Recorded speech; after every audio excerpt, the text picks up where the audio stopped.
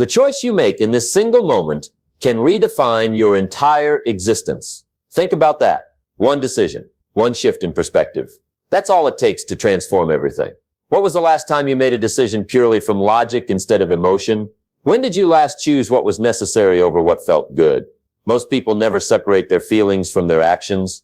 They live as emotional reactors, tossed about by every feeling, every disappointment, every small victory. But what if I told you the most successful individuals in history mastered one fundamental skill? They learned to feel nothing and control everything.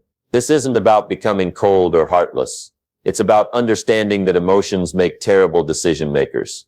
I remember standing at the edge of financial ruin 20 years ago. Everything gone. My savings depleted. My confidence shattered. That morning I woke up feeling overwhelmed by fear, anger, and shame. These emotions screamed at me to give up, to blame others, to surrender to circumstance. Instead, I made a decision that changed everything. I would separate what I felt from what I did. My emotions would no longer dictate my actions. That day, despite feeling like a failure, I made 30 calls to potential clients. Each call was a battle against my feelings. Each conversation required me to set aside my emotional state and focus purely on the value I could provide. 29 rejections came in succession. The 30th call yielded a small contract, just enough to keep going another week. What's remarkable isn't the outcome. It's that I acted contrary to my feelings 30 times in one day. Ask yourself, how often do you allow your emotions to make your decisions? When you don't feel like working, do you still work? When you don't feel like having difficult conversations, do you still have them? When you don't feel confident, do you still act confidently? The quality of your life will be determined by your ability to separate feelings from actions. Consider the fundamental difference between ordinary and extraordinary individuals. Both experience the same emotions: fear, doubt, frustration, disappointment. The difference lies in what happens next. Ordinary people let these emotions determine their actions. Extraordinary people acknowledge these emotions, then act based on principle and discipline regardless. You must understand this essential truth. Your feelings aren't facts. They're temporary chemical reactions designed for a world that no longer exists. A primitive environment where immediate emotional responses to danger kept us alive.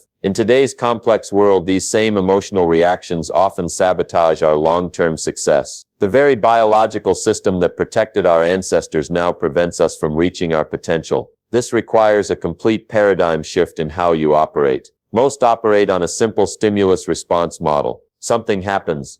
They feel something. Then they act based on that feeling. The masters of success insert a critical between stimulus and response, a moment of conscious choice. When you receive criticism, your natural response might be defensiveness or anger. These emotions aren't wrong. They're simply information. The error comes when you allow these emotions to determine what you say or do next. Practice receiving criticism while feeling nothing and controlling everything. Listen carefully. Extract what's valuable. Discard what isn't. Respond based on your principles rather than your emotional reaction. The same applies to every aspect of life. When the market crashes, most investors panic and sell at the worst possible moment. Their actions are dictated by fear rather than strategy. The disciplined investor feels the same fear, but acts on knowledge instead. You must train yourself like an athlete trains their body. Start with small challenges that build your emotional discipline muscle. When you feel like sleeping in, get up anyway. When you feel like procrastinating, start the task immediately. When you feel like eating something unhealthy, choose nutrition instead. Each time you act contrary to an unhelpful feeling, you strengthen your ability to feel nothing and control everything. This principle becomes most powerful during life's inevitable difficulties. Everyone faces setbacks. Everyone experiences disappointment. Everyone encounters obstacles. What separates those who ultimately succeed from those who fail isn't the absence of problems.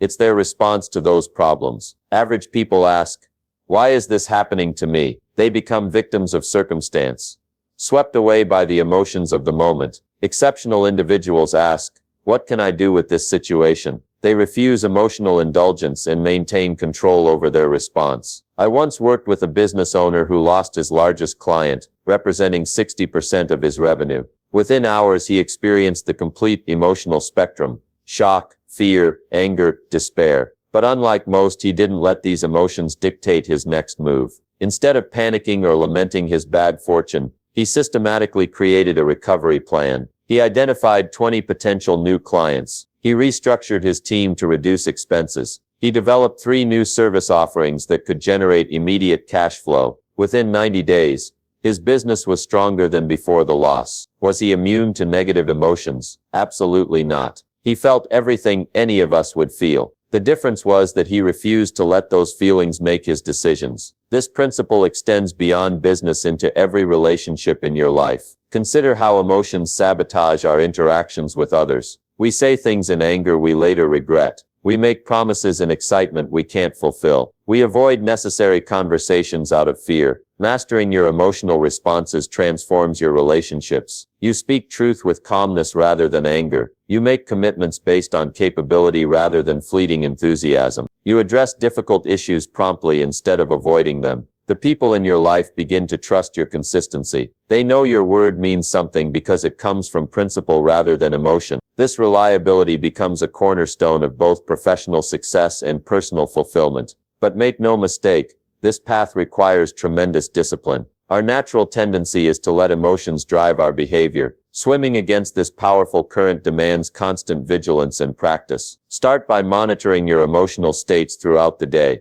Notice when feelings attempt to hijack your decisions. Create a physical cue, perhaps touching your thumb to your forefinger, that reminds you to between feeling and acting. During this, ask yourself, what would I do in this situation if I felt nothing at all? What action aligns with my principles and goals rather than my current emotional state? This practice becomes particularly valuable during confrontations. When someone challenges or criticizes you, your immediate emotional reaction clouds your judgment. The ability to feel nothing in these moments, to maintain complete emotional detachment, gives you extraordinary power. You respond rather than react. You maintain clarity when others lose theirs. You make optimal decisions while those around you make emotional ones. Consider how this principle applies to your financial life. Most financial decisions are emotionally driven. People buy houses they can't afford because they fall in love with features they don't need. They make investments based on excitement or fear rather than careful analysis. They spend money to feel better in the moment, sacrificing their long-term security. Financial masters feel nothing when making money decisions. They analyze. They calculate. They consider long-term consequences. The emotion comes only after the intelligent decision, as they enjoy the results of their discipline. The same principle governs your physical health. The moment of decision between eating for nutrition and eating for comfort is an emotional battlefield. The decision to exercise when you don't feel like it requires emotional mastery. Those who achieve optimal health aren't free from cravings or laziness. They simply refuse to let these feelings determine their actions. Ask yourself, in which area of life are your emotions most frequently overriding your better judgment? Where do you consistently make feeling-based decisions rather than principle-based ones? This single insight can transform that area immediately.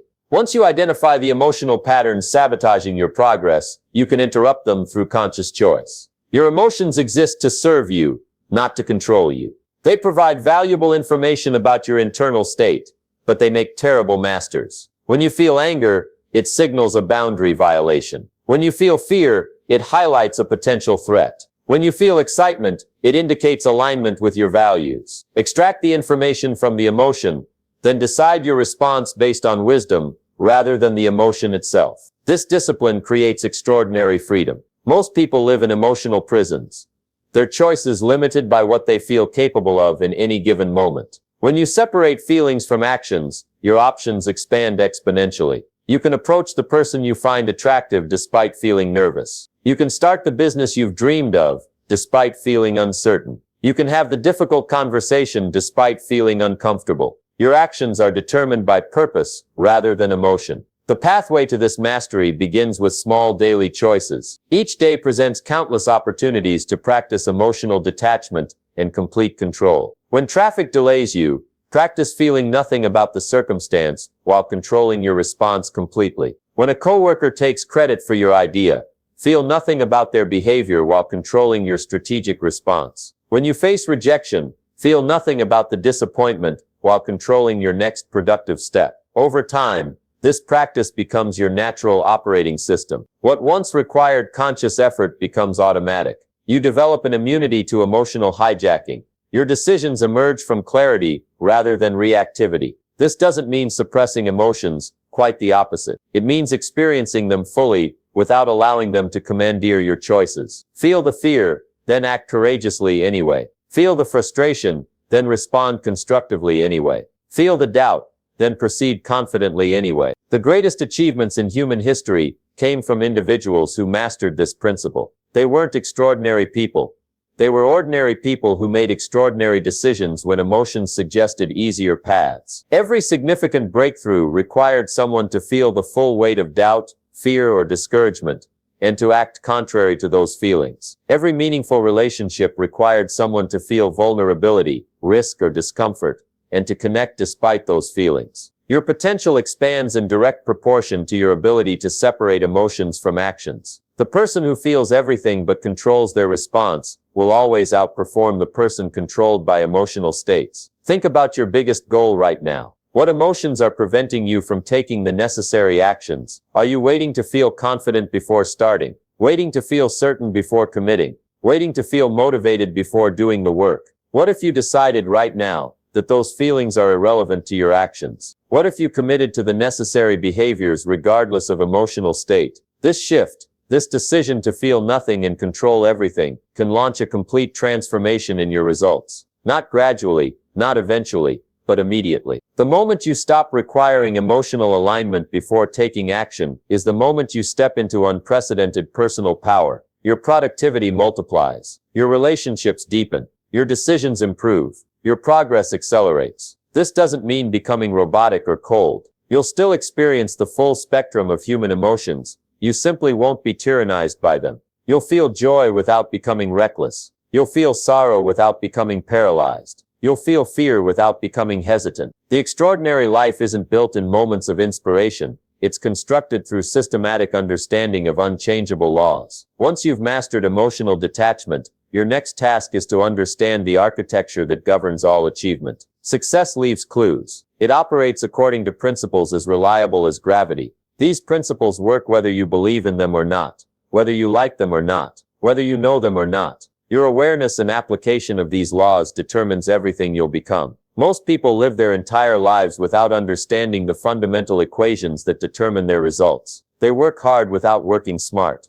They wonder why others progress while they struggle. They attribute success to luck rather than recognizing the patterns behind all meaningful achievement. Consider the farmer who understands natural laws. He doesn't plant in winter and expect a harvest. He doesn't neglect his fields and expect abundance. He doesn't fight against seasons. He works in harmony with them. He plants in spring, nurtures in summer, harvests in fall, and plans in winter. His success comes from aligning his actions with unchangeable natural patterns. Your life operates according to similarly predictable patterns. The seasons may look different, but they function with equal reliability. The law of the harvest applies to every area of your existence. You reap what you sow, later than you sow, and more than you sow. This principle seems obvious, yet most violate it daily. They expect healthy bodies despite poor nutrition. They expect financial abundance despite minimal value creation. They expect strong relationships despite insufficient investment of time and attention.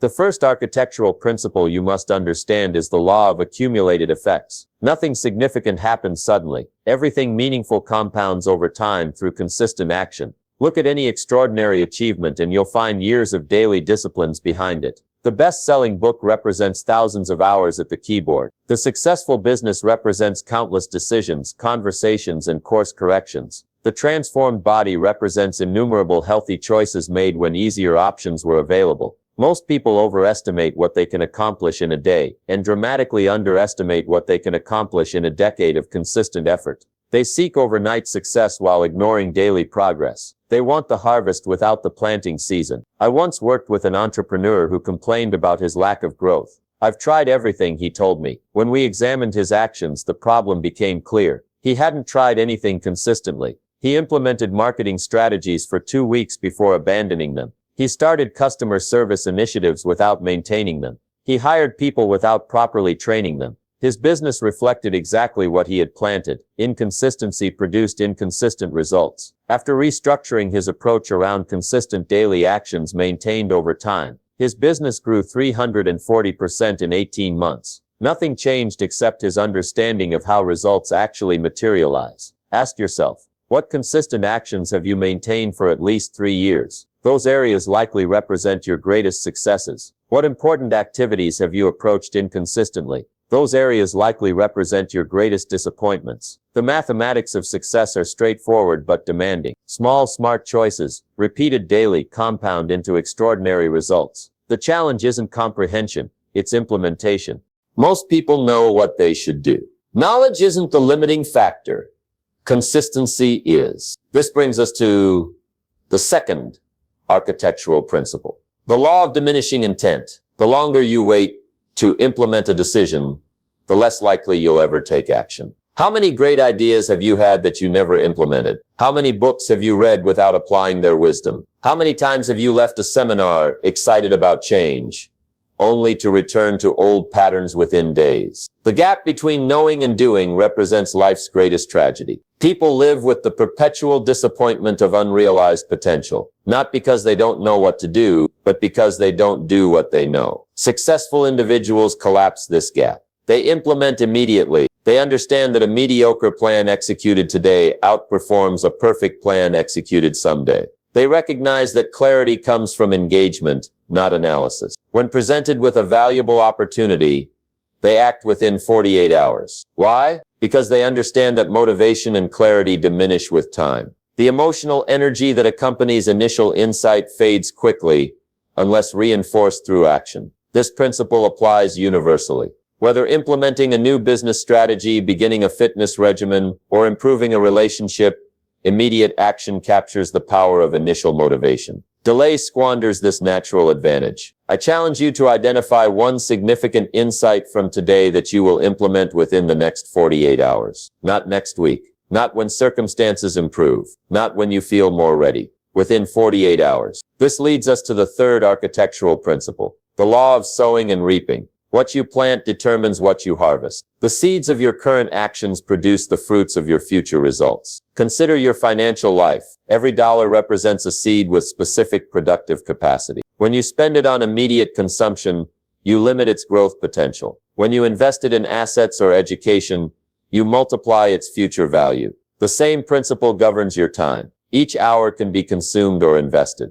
Consumption brings immediate gratification but no future return. Investment may require delayed gratification but produces compounding returns. Most people consistently choose consumption over investment in both money and time. They prioritize immediate comfort over future abundance. They make decisions based on what feels good now rather than what produces results later. The architecture of extraordinary success requires reversing this pattern. It demands investing the majority of your resources, time, money, energy, attention, rather than consuming them. This shift alone can transform your trajectory within 12 months. Now consider the fourth principle, the law of cause and effect. Every effect in your life stems from specific causes. Nothing happens by accident. Your health, wealth, relationships, and achievements all result from identifiable inputs. Average thinkers focus on effects. They want different results without changing causes. They complain about weight while continuing poor eating habits. They lament financial struggles while maintaining spending patterns. They desire career advancement without developing new skills. Extraordinary achievers focus relentlessly on causes. They identify precisely what produces their desired outcomes, then systematically implement those inputs regardless of convenience or immediate gratification. This principle became crystal clear to me when working with two salespeople at the same company. Both had identical territories, products, and market conditions. One consistently outperformed the other by 300%. When analyzing the difference, we discovered it wasn't talent, intelligence, or luck. It was their focus. The average performer concentrated on sales numbers and effect. The exceptional performer concentrated on customer conversations, a cause. One worried about results while the other mastered the actions that produced results. By shifting focus from effects to causes, the underperforming salesperson tripled his results within 4 months. Nothing changed except his understanding of how achievement actually works. What effects are you currently focusing on rather than their causes? Are you concerned about income without focusing on value creation? Worried about relationship quality without addressing communication patterns? Frustrated by energy levels without examining sleep habits? Redirect your attention to causes and effects naturally follow. This brings us to the fifth architectural principle, The law of seasons. Everything worthwhile moves through predictable phases that cannot be rushed. Winter, spring, summer, and fall exist in every worthwhile pursuit. Winter represents preparation and planning. Spring represents beginnings and foundational work. Summer represents growth and development. Fall represents harvest and completion. Most frustration comes from fighting against these natural seasons. People want to harvest in spring. They resist winter's planning phase. They rush through summer's growth period. They fail to recognize which season they're currently experiencing. In business, winter might be market research and strategy development. Spring represents initial product development and early customer acquisition. Summer involves scaling operations and refining systems. Fall brings profitability and potential exits or expansions. In skill development, winter involves initial learning and fundamental understanding.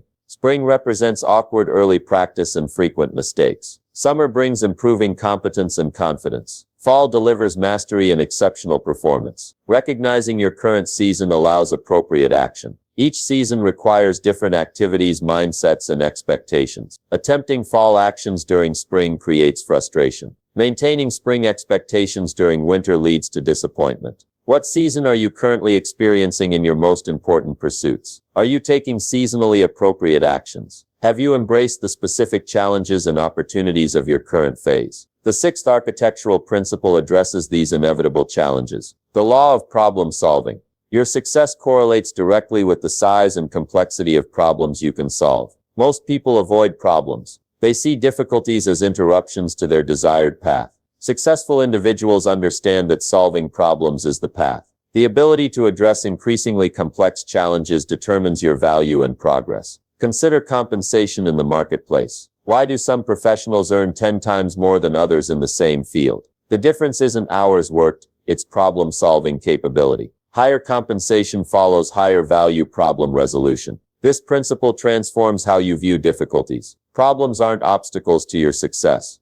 They're opportunities to increase your capacity and value. Each solved problem strengthens your problem-solving muscles. Each overcome challenge prepares you for bigger challenges with bigger rewards. I worked with an executive who faced a crisis that threatened his entire division. Rather than panicking or complaining, he approached it with remarkable clarity. This problem represents my opportunity to demonstrate leadership at a new level. He gathered his team, developed innovative solutions, and not only resolved the crisis but created new growth opportunities in the process. 6 months later, he received a promotion that had previously seemed years away. The crisis, what most would consider misfortune, became the vehicle for his advancement. What problems are you currently avoiding that actually represent growth opportunities? Which difficulties might contain the seeds of your next breakthrough? How might your current challenges be developing capacities you'll need for future success? This perspective leads to the seventh architectural principle, the law of environment.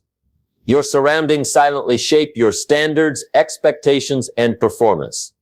Consider plants. The same seed produces dramatically different results depending on soil quality, available sunlight, and watering patterns. Human potential operates similarly. Your growth is significantly influenced by the environment you select. Most people underestimate environmental influence. They wonder why personal change is difficult while surrounding themselves with people who reinforce old patterns. They struggle with new standards while maintaining spaces designed for previous aspirations. Your environment includes physical spaces, relationship circles, information sources, and regular activities. Each element either elevates your standards or diminishes them. There is no neutral environment. Every setting either propels you forward or holds you back. I once worked with an individual who complained about lack of progress despite apparent effort. Upon examining his environment, the problem became obvious. His 5 closest friends were underachievers satisfied with mediocrity. His daily information diet consisted primarily of entertainment rather than education. His physical spaces were designed for comfort rather than productivity. After systematically restructuring these environmental factors, his progress accelerated dramatically. Same person, different results, all through environmental adjustment. Audit your current environment across all dimensions. Does your physical space reflect the standards of where you're going or where you've been? Do your closest relationships challenge you toward excellence or comfort you in complacency? Does your information diet primarily consist of growth content or entertainment? Make these environmental elements conscious choices rather than unconscious defaults. Remember, your environment always wins against willpower in the long run. The eighth architectural principle addresses another critical element, the law of expectations. What you genuinely expect tends to materialize in your experience. This isn't mystical thinking, it's practical psychology. Your expectations filter your perceptions, direct your focus, and determine your actions. When you genuinely expect success, you notice opportunities others miss. When you expect obstacles, you prepare solutions in advance. When you expect growth, you create conditions that support it. Understanding the architecture of success means nothing without implementation. Knowledge without action creates philosophers who can explain why they failed. You didn't come here to understand, you came to achieve. You came to master. You came to transform. The gap between knowing and doing represents the greatest tragedy in human potential. How many books have you read without applying their wisdom? How many seminars have you attended without implementing their strategies? How many good intentions have dissolved into old habits within days? Implementation separates the successful from the merely informed. While millions understand the principles of achievement, only thousands consistently apply them.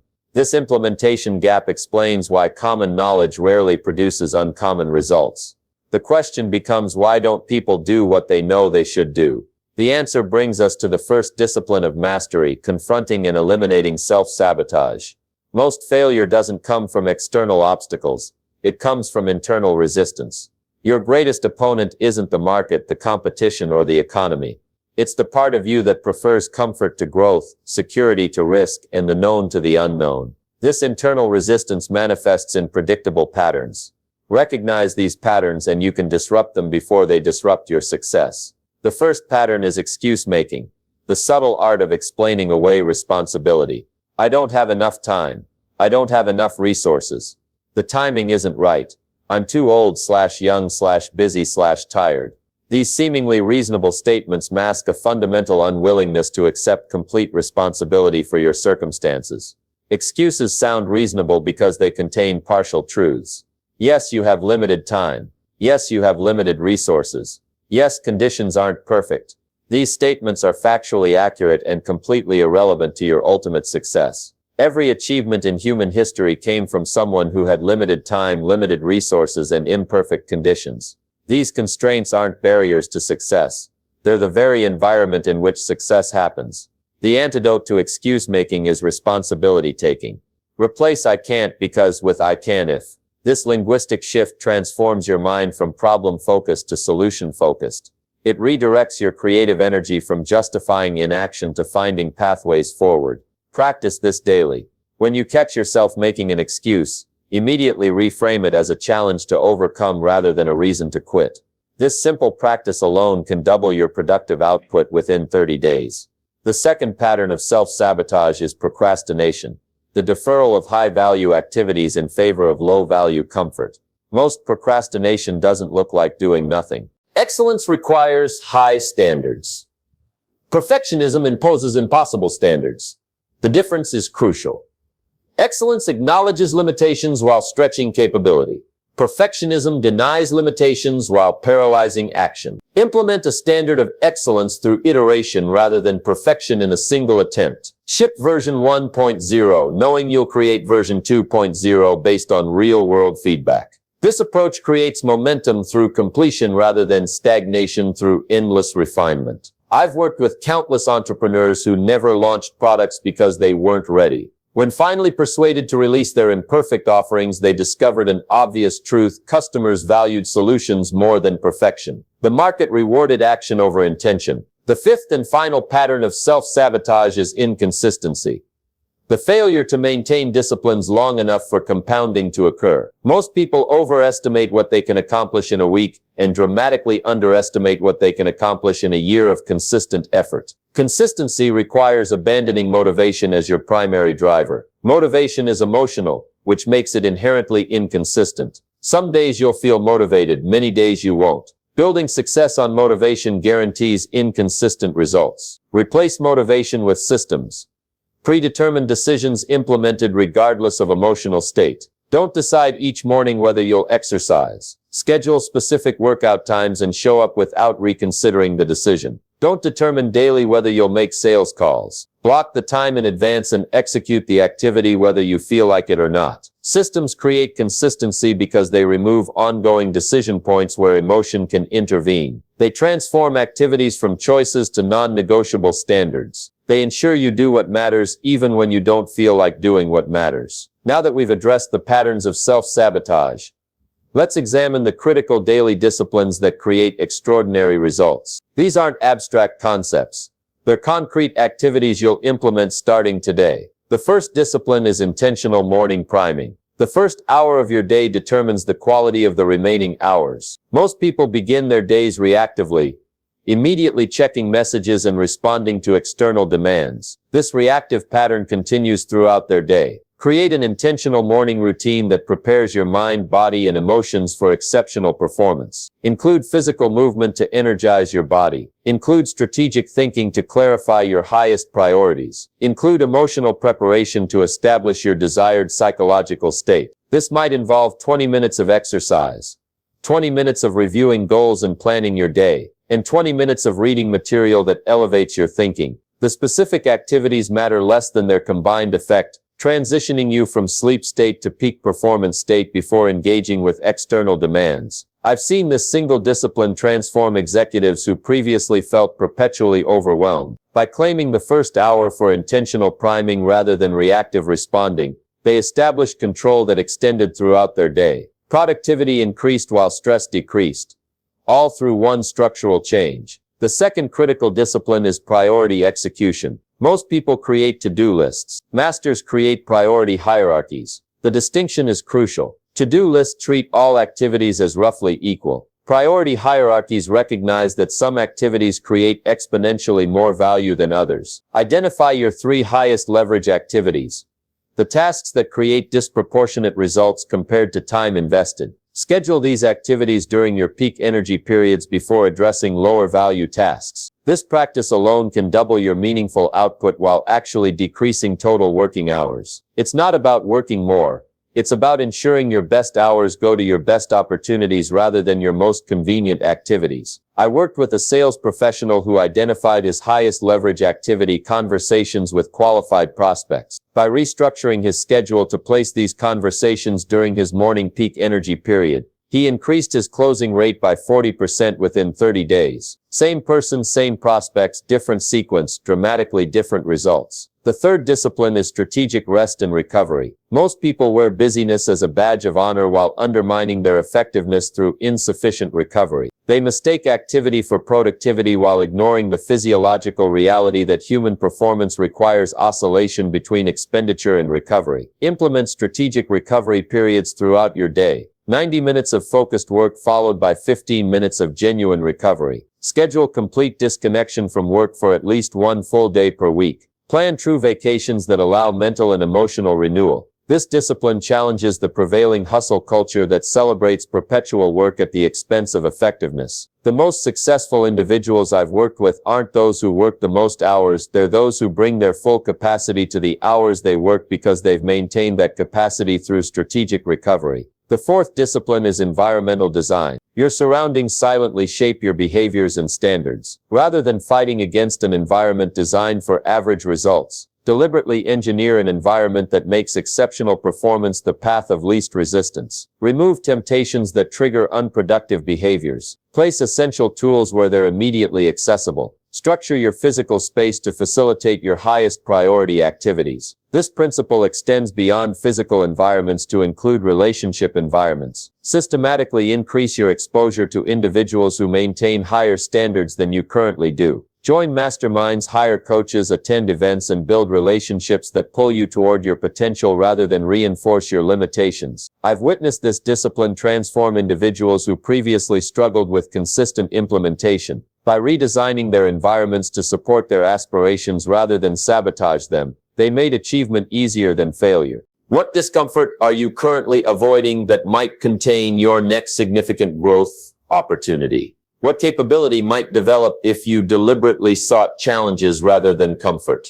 What version of yourself might emerge through voluntary hardship? The sixth discipline integrates all others: daily accountability through measurement and tracking. What gets measured improves. What gets measured and reported improves exponentially. Create scorecards for your key performance areas: health, productivity, relationships, finances, and personal development. Establish specific metrics that reflect progress in each area. Review these metrics daily, noting patterns and making immediate adjustments. Share these metrics with an accountability partner who expects excellence from you. The simple act of knowing someone else will see your results dramatically increases your consistency and commitment. I've implemented this discipline with thousands of individuals across diverse fields. Those who maintain daily measurement consistently outperform those who don't, regardless of initial talent, resources, or circumstances. The scorecard creates awareness. Awareness enables adjustment. Adjustment produces improvement. These 6 disciplines: morning priming,